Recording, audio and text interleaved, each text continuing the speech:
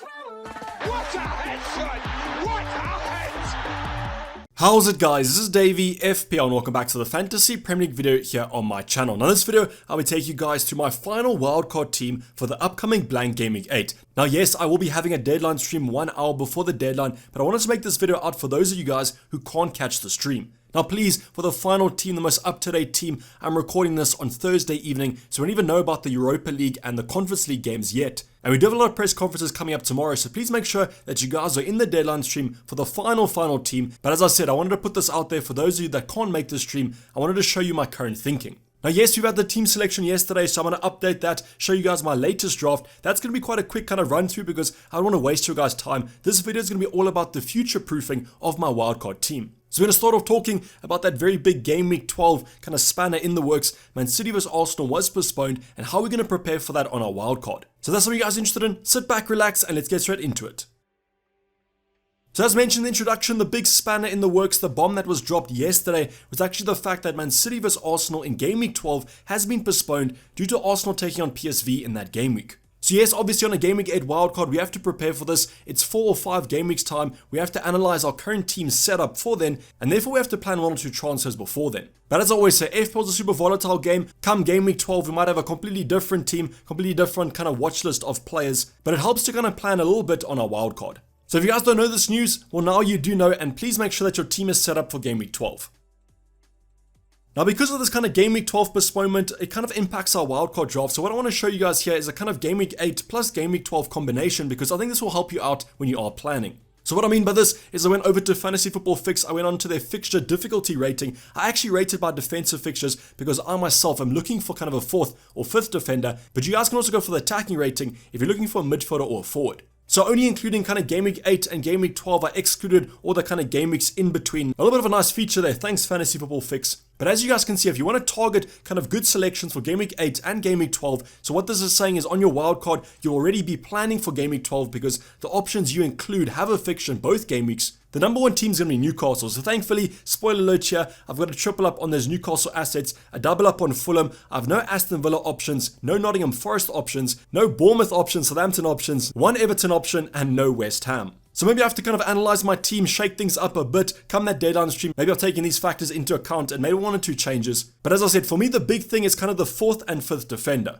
So Fulham for me is an intriguing one because I've already tripled up on Newcastle, so Fulham on the next up team there. However, I don't really trust their defense too much. I don't exactly know what fullbacks to go for because as you guys know, I love kind of the defensive and attacking threat of a fullback, and I'm not getting that with Fulham. Aston Villa, maybe I could go for Luca Digne, but I don't really trust that defense too much. Same can be said on Nottingham Forest. We have a player like a Neco Williams. Defensive threat's not that great, but attacking threat's off the charts. Bournemouth, I can't really trust them too much, but Southampton and Everton, and then also West Ham, could be quite intriguing. So currently for me, it's going to be between those bottom 2 sides. It's going to be between Everton and West Ham. I know on kind of paper, yeah, that doesn't look too great. They're the bottom 2 sides in my selection, but they still offer some nice cheap enablers that also have some good fixtures. But I am slightly edging towards Everton, and the reason why I'm showing you this is that in my draft currently, I have included an Everton option in defense, so I wanted to show you guys my kind of logic behind it.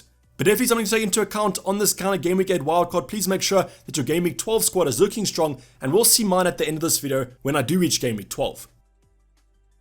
But now going on to my actual Game Week 8 wildcard draft, my latest version. There might still be changes as I mentioned in the introduction, so please make sure that you guys are in the deadline stream, but I can't really see too many changes from this current template than the one that you're going to see. So starting off on the bottom right hand side, 0.3 in the bank, so we still do have some money for some upgrades, but I really do want to kind of get as much money in the bank as possible for future Liverpool upgrades. As you guys know, Salah, Trent, the most expensive defender and midfielder in the game, and therefore want to kind of future-proof my team by allowing us much money in the bank to afford them. Now starting off on our bench, you guys can already see a new addition. The first player is going to be Danny Ward, no brainer there, 4.0 playing goalkeeper. We then have Maddison. I've already mentioned that kind of safety strategy of having Maddison for this week so that you guys can play him in Game Week 9 and Game Week 10. So I'm perfectly fine with that move. Could always start him, but I don't really favour that Spurs fixture. James on the bench because I don't have a fixture. Then the new addition is going to be Gay from Crystal Palace.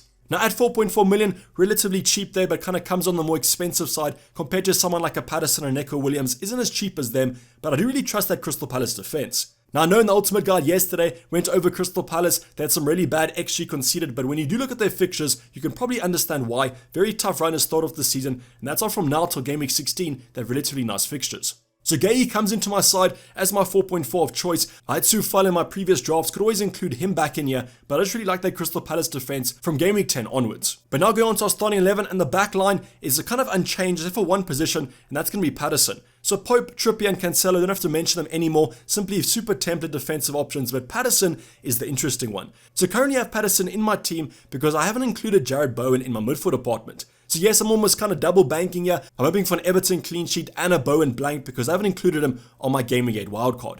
Now the reasoning behind this is that I could have gone for someone like a Neco Williams, but I currently do own 2 Fulham attackers, so I'm kind of hoping that maybe Patterson concedes less than Neco Williams. It's not kind of the best outlook when looking at a defender, but that's how it is at this cheap price point. But this is probably the position that I think might change. I think I'm pretty comfortable with about 13 out of the 15 options, but I will talk you guys through those 2 options. But the first one is definitely going to be Patterson, as I could go for Neco Williams or even Emerson if I think Emerson's going to play. Now the reasoning behind Emerson not actually being in my team is that I think he's too much of a rotation risk, and as you guys have already seen in Game Week 12 with that blank game week, I do need nailed options. Now Patterson might not be the most nailed option, but definitely more nailed than Emerson, but that's why Neco Williams might be also quite attractive. But now heading on to midfield department, De Bruyne is going nowhere, Andreas Pereira is going nowhere, and finally Martinelli is going nowhere. But kind of the last option that I'm a little bit hit or miss on is going to be Saka. So I sent out a tweet earlier today about Saka versus Bowen. Over the next 2, who do you think scores more points? Saka against Brentford away and Spurs at home, or Bowen against Everton away but Wolves at home? On paper there, I trust the Arsenal attack slightly more, and that's why even though maybe the Bowen fixtures look slightly better, but I do think Everton and Wolves are going to be low scoring games, I just think I might trust the Arsenal attack slightly more. So yes, that Spurs game up next is going to be tough, but the North London derbies usually have goals in them, and therefore Saka might get an attacking return. But between Saka, Bowen, and probably Kulusevski, I'm quite tempted to actually go for the Spurs man. I want to take a punt on the Game Week 8 fixture against Leicester, but I do want some clarity on who's actually going to start, so I will wait for projected lineups. So definitely Patterson and Saka are the 2 options that I'm not 100% set on, but if I do have to go for them, I don't think it's going to be the worst thing in the world. And then finally, our forward line hasn't changed since our first draft. Haaland, Mitrovic, and Isaac. I do prefer this triple. I think that Tony is in my mind, but not kind of overtaking Isaac because of those nice fixtures coming up. So as you guys can see on screen right now, this is the most up-to-date draft that I currently have, but please stay tuned to the deadline stream in a couple of hours' time where I might make 1 or 2 changes. But don't worry, that's not the end of this video. I'm not simply showing you guys my updated draft. I want to show you guys the planning ahead, because on a Game Week 8 wildcard with Game Week 12 in mind, we definitely have to do some planning. So the first talking point is going to be all about planned transfers. Now, yes, I do know on a wild card, you shouldn't kind of be locking in transfers ahead of time, kind of Game Week 9, Game Week 10 transfers. But unfortunately, with the current state of FPL, with these blanks coming up, I have to almost pencil in some moves just to kind of construct a plan. But I do understand that you shouldn't be kind of locking in transfers, but I mean, this is FPL at the end of the day. If you're not planning ahead, what are you kind of doing? Because otherwise your Game Week 8 team will be basically a free hit.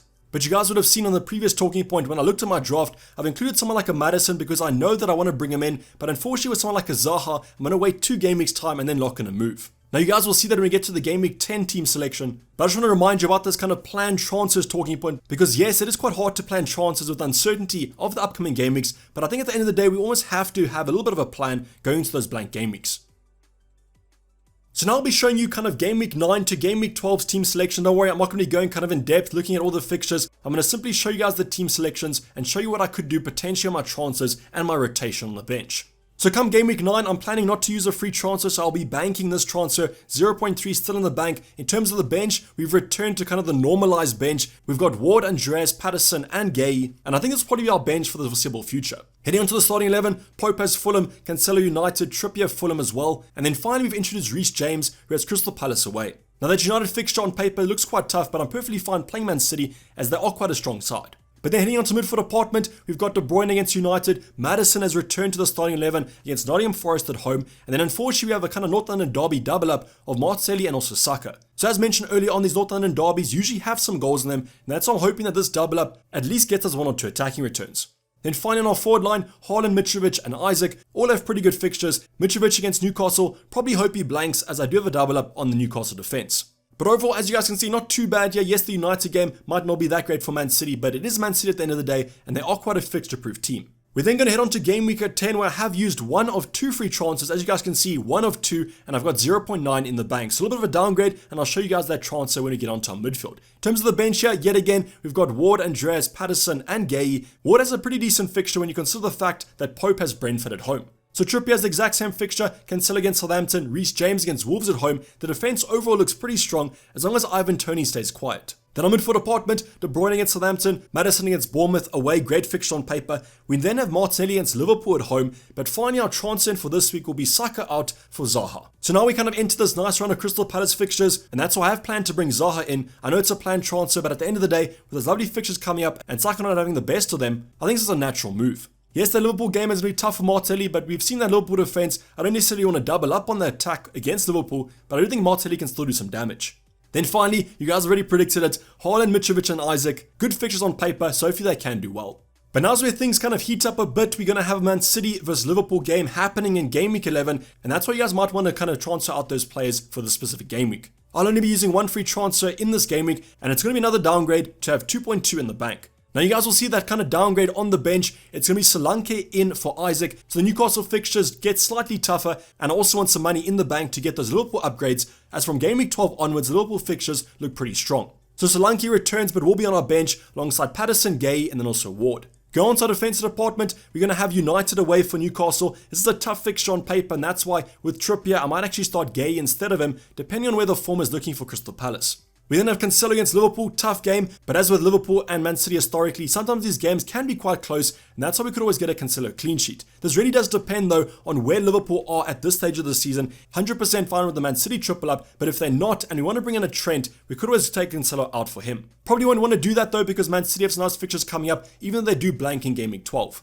Finally, James against Aston Villa, perfectly fine with that. Moving on to our midfield department, De Bruyne against Liverpool, similar to Cancelo, tough game, but Man City are a fixture-proof side. Maddison against Crystal Palace, Zaha against Leicester away, great fixture on paper. Andreas against Bournemouth at home, yes, I'll be starting the 4.5 midfielder. And then finally we have Martinelli against Leeds away, also great fixture on paper. Then moving on to our forward line, Haaland, a fixture-proof team, a fixture-proof player, 100% will be keeping him. And then also have Mitrovic against Bournemouth at home. Now the interesting talking point about this kind of game week is who you guys want to captain. Right now, probably will be Bournemouth at home for Mitrovic for me, but if Liverpool are still looking bad defensively, I might just go for Haaland as well. So you guys will see here, with this kind of downgrade of Isaac to Solanke, I have a lot more money in the bank, and that'll be used for those Liverpool upgrades.